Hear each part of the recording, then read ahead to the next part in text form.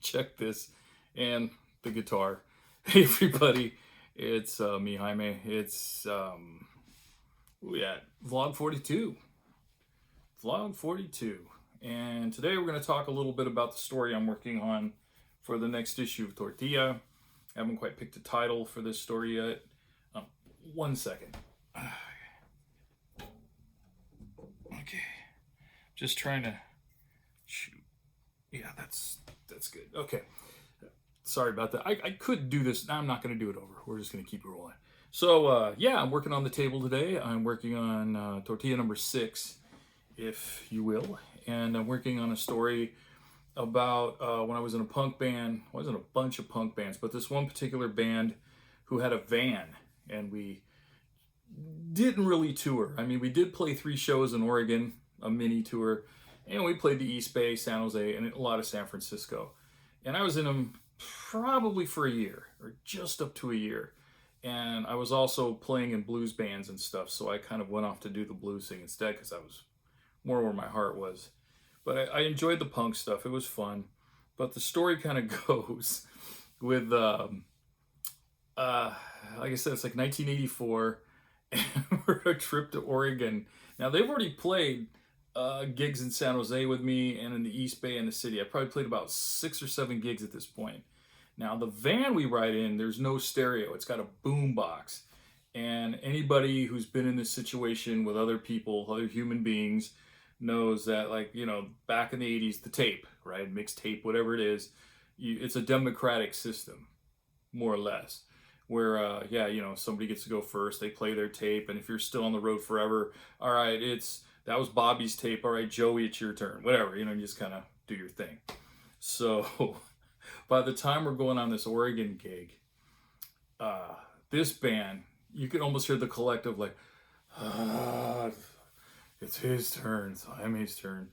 Because, you know, they're listening to lots of Black Flag, lots of MDC, lots of DRI, all the bands with 3 initials in them, but basically hardcore.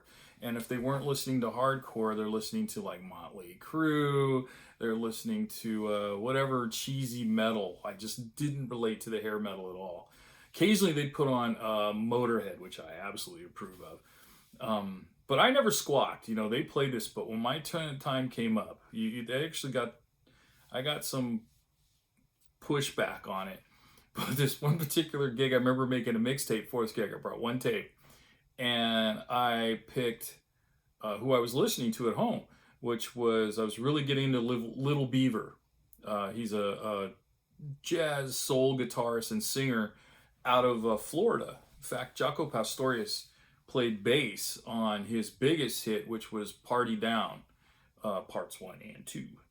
You can also listen to the song Joey. I don't think Jaco's on that, but he's cool. But yeah, I just can't really, at this moment, think of what's more punk rock than playing that to punk rockers.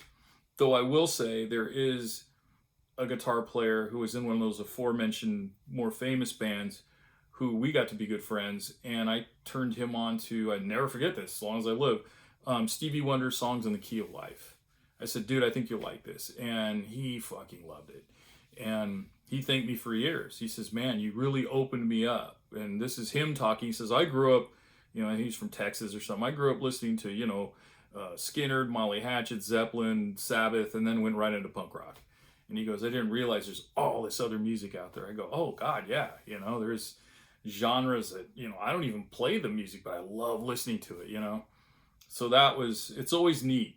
It's always nice, you know, when you can turn whoever it is, somebody on. Or I also enjoy it when somebody says, hey, have you ever heard of this? And, you know, get blown away. So that's, maybe today you can go out or get online or however you want to do it and turn somebody on to some music. Why don't you put down below a story where you've turned people on to music or something. I know Phil Ezel, who watches these. Phil's an old friend from junior high and high school, and Phil has a lot of good stories. I was there for some of them, but I'll let Phil tell them. And anyway, maybe he has some he'll throw down. Otherwise, yeah, that's pretty much it. Don't forget to subscribe. Okay, go to my website, www.corntortillapress.com. Check out stuff. I'm doing mailings in a couple of days, so I could throw something on there. I have Venmo, I have PayPal. The comic books are all 24 pages. They're original stories. They're all biographical or autobiographical things. Some are fiction. Most of them are nonfiction. Like the graphic novel I'm working on is a nonfiction tome, if you will, of my time living and working in the Tenderloin in the mid 80s when crack was coming in and Don't Worry, Be Happy was going, and everybody's wearing Lycra and Reeboks and mullet haircuts. Anyway, all right, kids, if you got to go out, do it, but mask up, sanitize, wash the hands. I went out this morning for a walk. We went out at dark 30 o'clock, did just over 3 miles. That's kind of on the low end of what we do. Between 3 and 5, I recommend to anybody who's itching to get out and work out, that's a good way to start because I'm getting back into it. So I start with walking, then incorporate riding and other stuff. But the walking, and don't stroll, walk. You don't have to speed walk, but close to it. And I'll tell you, man, you do that every day, at least 5 to 6 days a week, you'll notice the difference. Because I have put on well over 10 pounds in this shutdown. And for, the diabetic Indian, that's not a good thing. So anyway, I will now stop what I'm saying and let you guys get back to it. Thank you very much for joining me and encouraging me to do this. And I hope I help your day a little bit as you help mine. And remember, take care of each other and take care of you. I will see everybody tomorrow.